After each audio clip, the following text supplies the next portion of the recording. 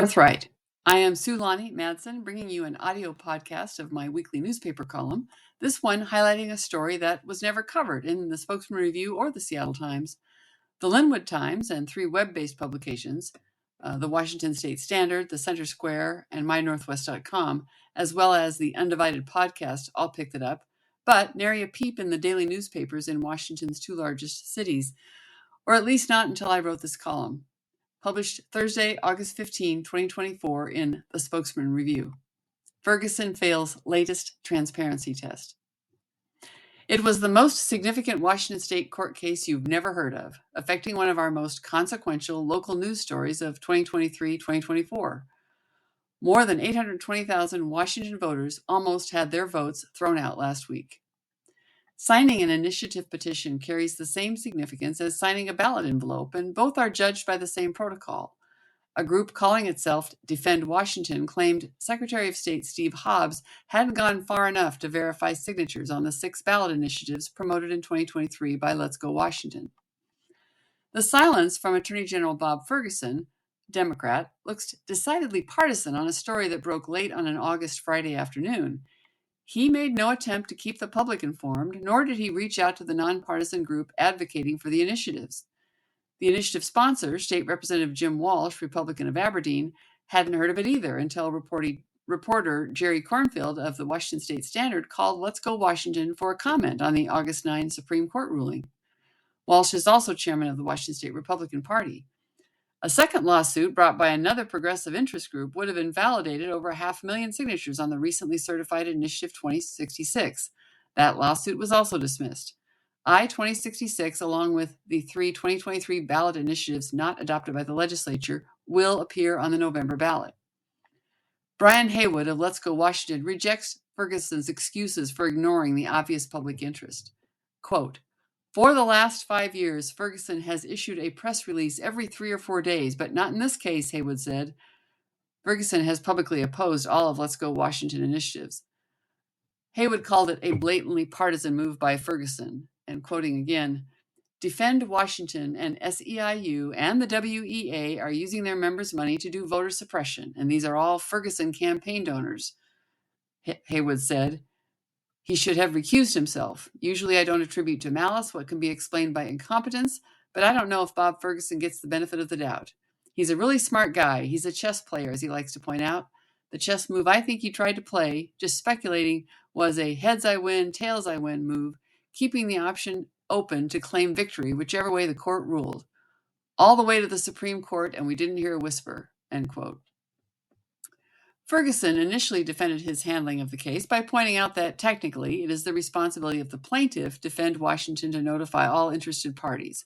In a phone call this week, Walsh said, and I quote, "Ferguson's own staff acknowledges in a brief to the court that the parties have not been notified. I'm confused and disappointed the Attorney General is unaware what his office is saying about it," end quote.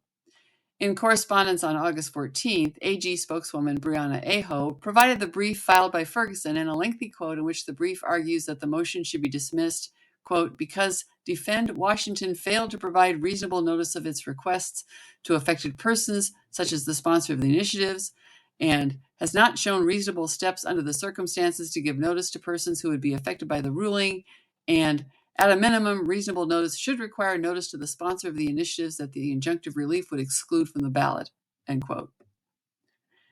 In a series of tweets on August 13, Ferguson claims to have, quote, "briefed senior legislative staff of both parties," end quote. Aho said legislative briefings from the AG to legislative staff occur monthly and provided a copy of an email inviting 9 legislative staff members to a briefing on February 20. The briefing materials included a list of 20 cases the AG's office was working on, a brief description of each case, and the status of the next court move. A record of what was discussed was not provided. Aho stated the briefings were not privileged. Attorney Jackson Maynard, who worked as staff for the Washington Senate for about 8 years, said participants in these sessions are ordinarily warned not to speak about what they learn outside the briefing room, and described it as, quote, "strange and disingenuous to say closed-door confidential briefings constituted notice. Those excuses don't hold water," end quote. Under the circumstances, and at a minimum, Bob Ferguson could have taken the reasonable step to call Jim Walsh and ask if Let's Go Washington would like to file a friend of the court brief in support of the case to keep the initiatives on the ballot. After all, Ferguson invited a friend of the court brief from Defend Washington when it was Walsh suing over a move framing ballot titles in a way designed to throw shade on the initiatives that he, Ferguson, opposes. Assuming, of course, Ferguson's goal was to mount the best possible defense, and he wasn't secretly hoping the court would side with his campaign donors and toss all 4 initiatives off the November ballot. Without transparency, voters are left to speculate. So after publication of a column, I post a link to the Spokesman Review page on Facebook, Twitter, and LinkedIn. And it was a simple tweet, just the link plus a lead-in saying, "So many excuses for not picking up a phone" by Bob Ferguson. And some of the feedback on Twitter was positive, like the one that said, "Great article. Are there no other nonpartisan press corps members that think corrupt government and disenfranchised people's votes are important topics?"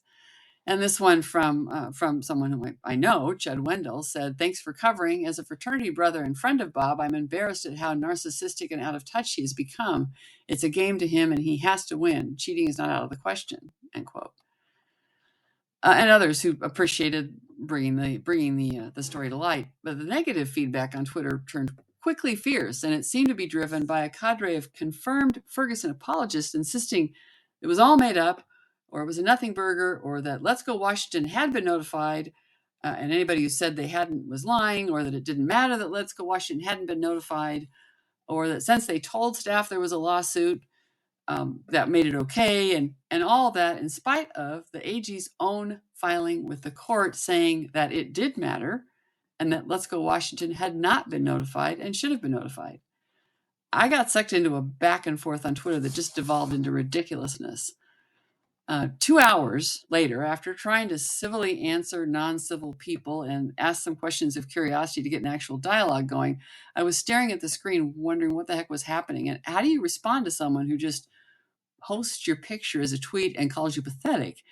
And then the phone rang, and I told a friend how I was all discombobulated, and that friend said, "Just sign off." Well, yes, obviously, I should have done that an hour before. It's weird how you can get swallowed up in the virtual world. Really weird. So remembering that advice, I'll sign off sooner or later. But back to Ferguson. It's not a nothing burger. How he handled this situation is a sign of his character and attitude towards the public. I prefer a governor who understands doing the right thing when no one is looking instead of hiding behind lawyerly obfuscation. And I love that word, obfuscation, because it sounds like exactly what it is, just lying behind a cloud of nonsense. As always, reference links are included on the Substack post for this week's background reading, and you are invited to subscribe for notifications of new content on a variety of regional topics, without a pledge, but I am going to be looking at doing more series like the one I did on my time in Chicago visiting the DNC, which I put behind paywall, and I do appreciate those who support with even a modest donation for even just a month. Thank you for listening.